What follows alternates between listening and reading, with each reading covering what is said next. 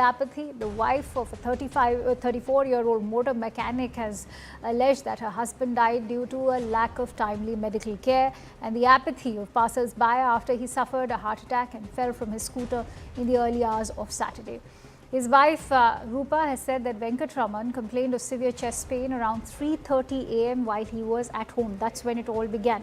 Alarmed by his condition, Roopa immediately took him on their scooter to a nearby private hospital in Katriguppe. However, she alleged that hospital authorities told her that there was no doctor available at the time and advised her to take him to another private hospital. This was the first hospital, mind you. At the second hospital, doctors conducted an ECG and confirmed that Venkataraman had suffered a mild heart attack. Roopa said the doctors asked her to then shift him to a hospital equipped enough to provide specialized treatment, but did not provide any emergency care or even arrange an ambulance. This when they had already conducted an ECG. Fearing for her husband's life, Roopa decided to take him back home briefly and then attempt to reach another hospital on their scooter. However, they had barely traveled 100 to 200 meters from their house when Venkataraman suffered another cardiac episode. The couple lost balance. They fell on the road, which is where this accident happened. Roopa sustained injuries in the fall, rushed to her husband. On your screens, in those visuals, you can see Venkataraman's collapsed on the road. His condition by now has turned extremely critical. According to Roopa, she repeatedly begged and pleaded passers-by to stop. There were two-wheelers and cars passing by, whizzing past, as you can see in those visuals for yourself. It was not just a cardiac arrest, but also the inhumanity of the hospitals and the passers-by who betrayed Venkataraman. Listen. I went to hospital. I went Udba hospital, but the duty doctor was not there.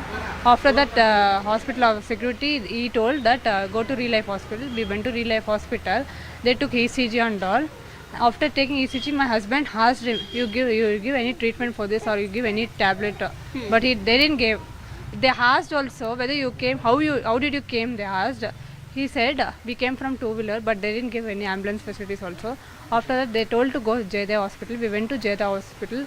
In Kadrinalli Circle, he got an accident. He was driving. Yeah, he was driving. When he was driving, got accident. After that, I'm begging all of them, but no one helped me. After that, lastly, after 5 to 10 minutes, his sister came. After that, she gave CRP and all. After CRP, he didn't wake up. All right, could this death have been averted? That's a big question on everybody's mind at the moment. Let me bring in my guests today, joined in by Prakash Belawadi, who is an actor and prominent Bangalorean, also joined in by other guests as well. Let me introduce them as well to you. Sanjay Sahai, who is a former ADGP of Karnataka. Priya Chetty Rajgopal, who is an activist, should also be joining in some time from now. Ashutosh Srivastav, who is a lawyer at the Supreme Court, also joining in. Many thanks to you, gentlemen, for joining in. Prakash Belawadi, if I could begin with you, the popular sentiment currently in Bengaluru is that by denying treatment to Venkataraman, this is not just medical negligence, but this has also displayed extreme moral apathy, because remember, everyone's talking about the Hippocrates oath, which of course mandates that you do not do any harm to your patients, rather be responsible for taking care of them. You know, I'm sorry to say that I will give an unpopular view. I heard the minister, former minister speak just now. Right, we were playing him earlier. See, and I'm glad that your correspondent, Rohini Swami, asked him, isn't it the responsibility of the government as well? Let me just elaborate very quickly. First is that, health and education, these two, they should be binding on the government. Because, in Karnataka, I'm sure this is the same in many states of India. Kannada medium schools are shutting down at the primary level because, there are no students. There are only 5 students sometimes, and they shut down the schools. Because, poor people are paying 70 or 80,000 rupees a year and sending their children to private schools, which are not so good, in the hope that they will learn English. Now, with the taxpayers' money, if the taxpayer wants the children to be equipped with the knowledge of the English language, how can the government take a moral stance and deny it to them? I mean, this is what happens, and intellectual support, this kind of thing from the government side. It's the same thing. It's okay to blame the private hospital, but what is the framework? What are the rules? Why should it be just a moral responsibility? Okay. Why can't the government make a legal responsibility for emergency services for all hospitals or clinics or of a certain size? You can't do it to everybody. Sure. You can't do it at a private doctor's shop, for instance. But the thing is, I think the failure is the government's. Yeah. All right, that's a very critical point you've just now raised. I want to quickly bring in Ashutosh on that note. I can see Priya Chetty Rajagopal, who's an activist, has also joined in. Thank you, Priya, for joining in. Going to come to you in just a few seconds. But Ashutosh, as Prakash was also highlighting, it is not just about the moral responsibility, it's also about the legal responsibility, bringing in the role of the state.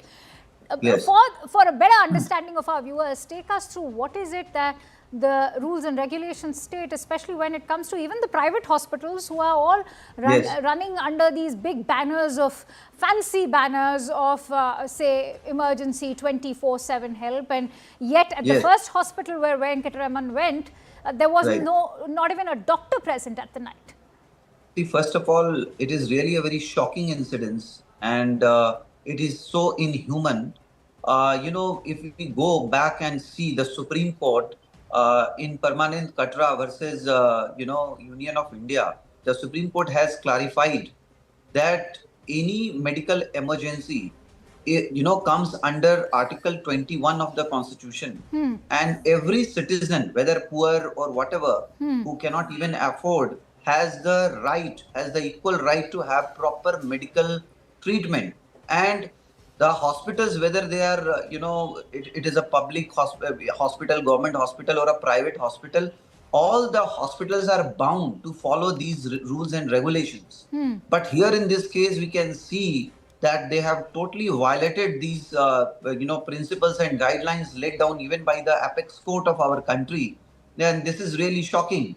And, apart from that, in this scenario, I think even an FIR can be registered against the hospital who refused to give the treatment to the patient, under Section 106 of the new law BNS, which punishes such kind of death by negligence, because it is a death by negligence by the hospital, and it very well comes even under the criminal law. Apart from the the violation of the Supreme Court guidelines, and they have violated the fundamental right of a citizen, without any reasonable cause. And that has to be seen very seriously by any state. And the guideline further also says that no hospital can deny the treatment in case of any emergency, especially the accidents and all. And any procedure, whether even if the legal is required, and any patient who is injured or into any emergency has to be treated, without, following any other process. The first priority is the life of a patient, life of a citizen. And the life of a citizen has got immense value as per the judgments and guidelines of the Supreme Court. That has to be protected without even any second thought. And that has been made applicable to all the hospitals, whether it is a private or a public hospital. So every hospital is bound to follow that. But even after that, shockingly, this has been done by the hospitals, I think, who refuse to give a proper treatment at the right time. On that note, I want to bring in Sanjay Sahai. Sanjay Sahai, Ashutosh has in fact very rightly raised all of these legal aspects, clearly going on to highlight that the laws exist, but it's not the implementation that's happening right now. What explains this lack of enforcement and zero implementation, to say the least? Perhaps you will shed light on what's happening in Karnataka right now. I will take the legality a still further and little bit back in history also. Sure. So before this Permanent Katra case, there was a case called Paschim Banga Khet Mazdoor Samiti. That was in 1996, where the Supreme Court of India, there was a railway accident victim and went to different government hospitals, and he was denied treatment, and finally he was permanently incapacitated. There the basic law of right to life and liberty and emergency medical care is a fundamental right of every Indian citizen that has been laid down. That is primarily connected to emergency medical care in whole of the Western civilized world. Besides what all has been told by my legal counterpart, it also instructs that it is the job of the government to maintain a network providing such care. So that is the job of the government. What primarily happens in this country is that judgments come and judgments go. It is a perfect case where there has to be a contempt of court on all governments in this country. And in this particular case, it is government of Karnataka. You're talking about why it is not getting enforced, because the powers that be, they lack the capability to enforce, the will to enforce, and also the expertise to enforce. So that is where the whole thing lies. When it is a constitutional mandate from 1996 till today, what have the governments been doing? And this is a very heart-wrenching case. But let me tell you with all amount of earnestness and whatever I have seen of accident, I think this would be one of the hundreds and thousands of cases which is happening in the country on a daily basis. True. And it is only viral videos which make sense in this country, and nothing else makes sense in this country. That is where we are. Priya So we come Chetty, to the crux. okay. We come to the crux of the matter. Just 2 points. One is nobody talks about bed availability. Nobody Yes. talks about payment issues. Nobody talks about medical legal fear and अरे bureaucratic delays. Payment issues तो बाद में आएंगे, पहले admit तो करें. अरे 112 और आयुष्मान भारत का क्या हुआ? और एडमिट नहीं किया तो जेल में भेजिए. Why are we only discussing? And why is the government not reacting? Why is the Supreme Court not taking a suo motu case? The issue is not with what we talk. The issue with the people who are powers that be.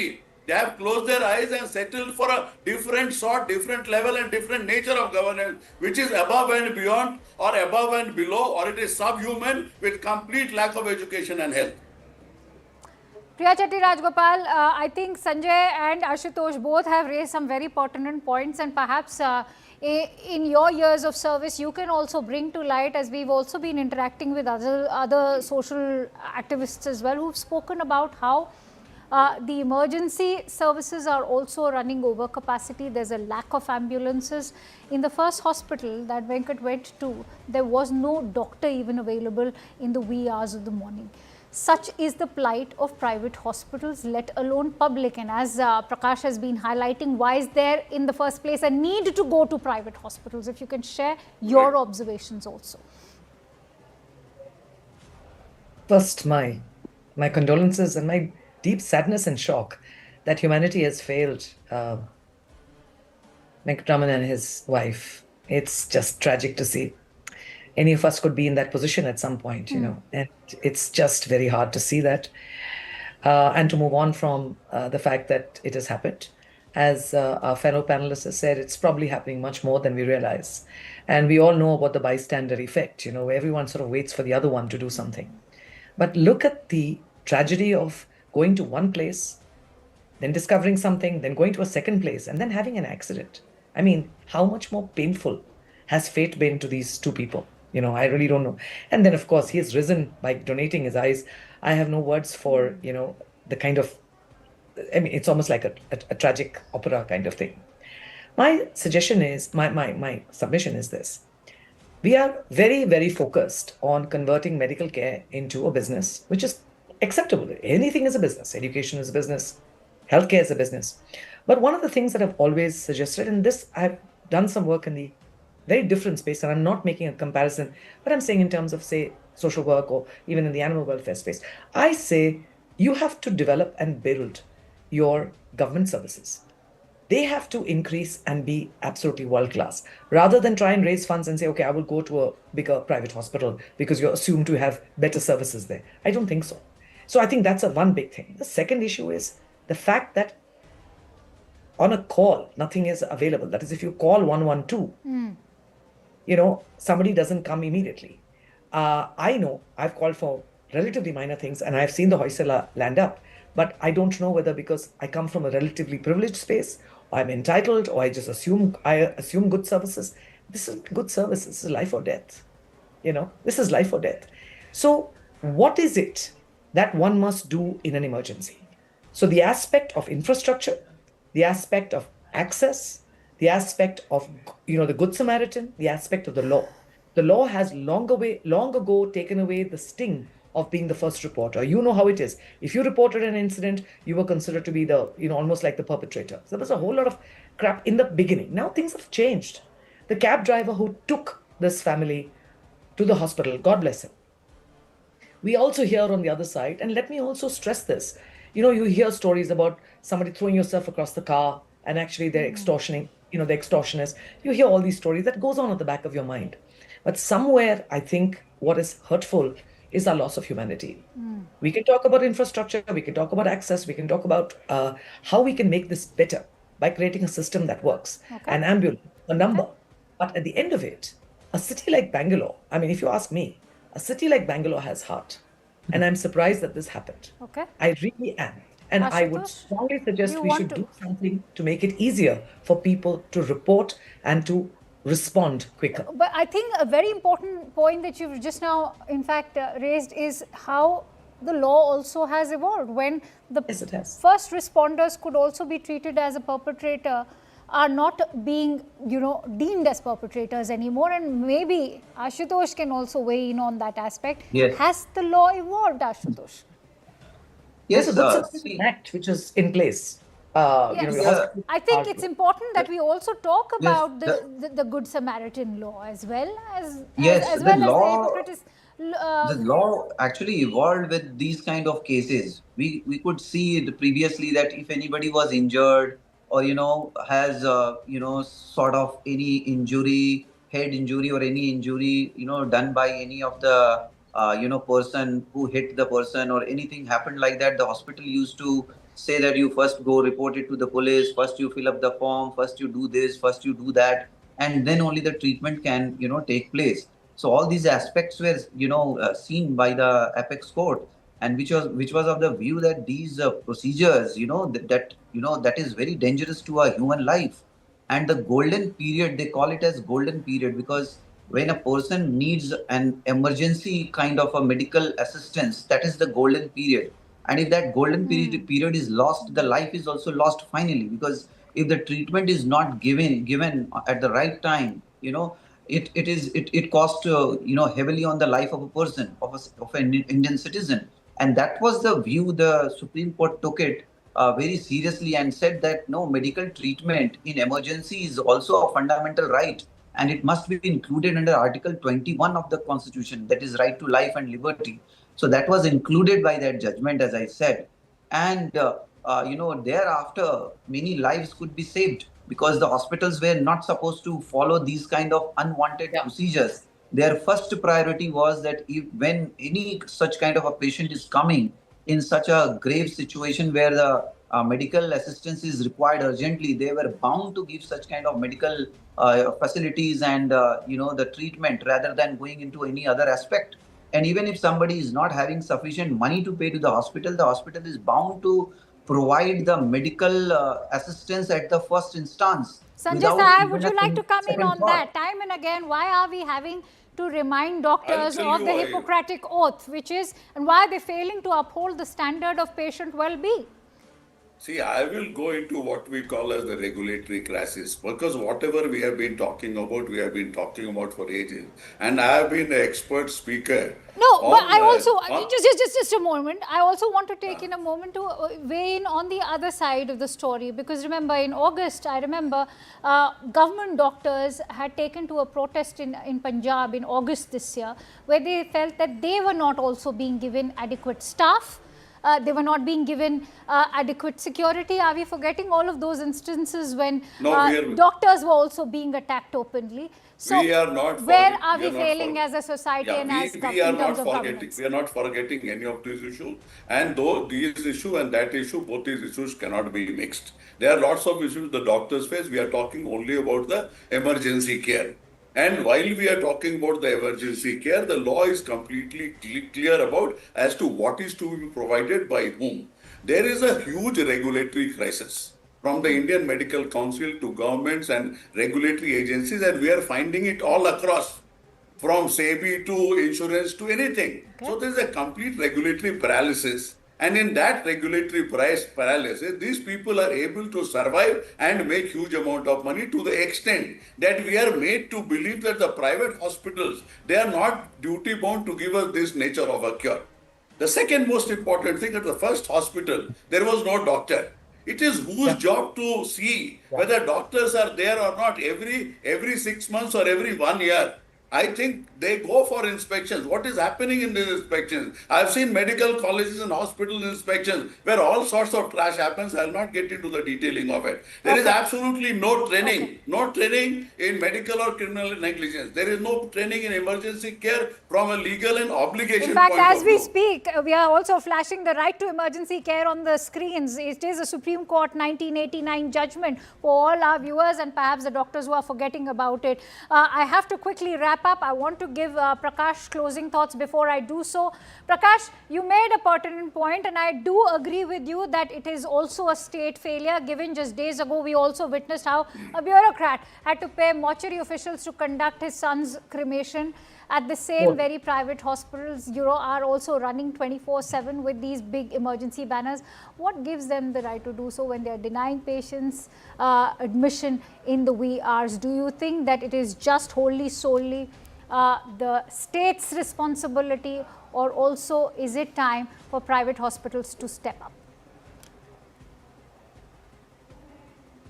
I don't know what gives them the right, but they have not been laid. There's no law that lays down, rules in such a way that they'll be forced to comply with it.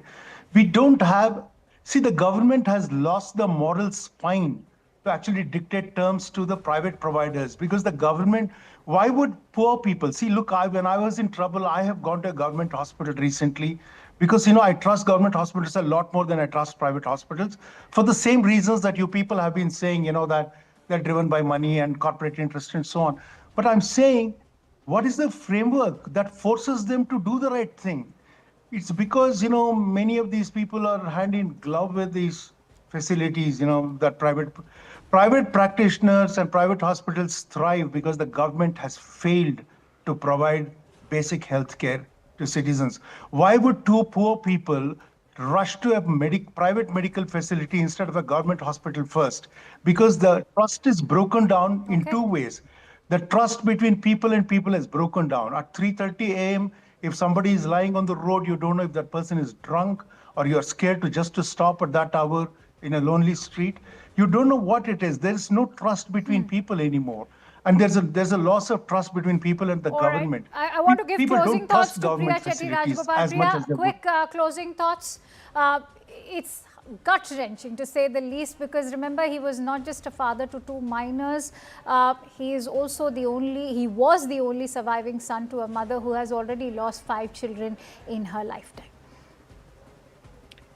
A tragedy is an understatement, but my hope for everything that happens as tragically and as extremely as this is that I hope we have some learnings from it.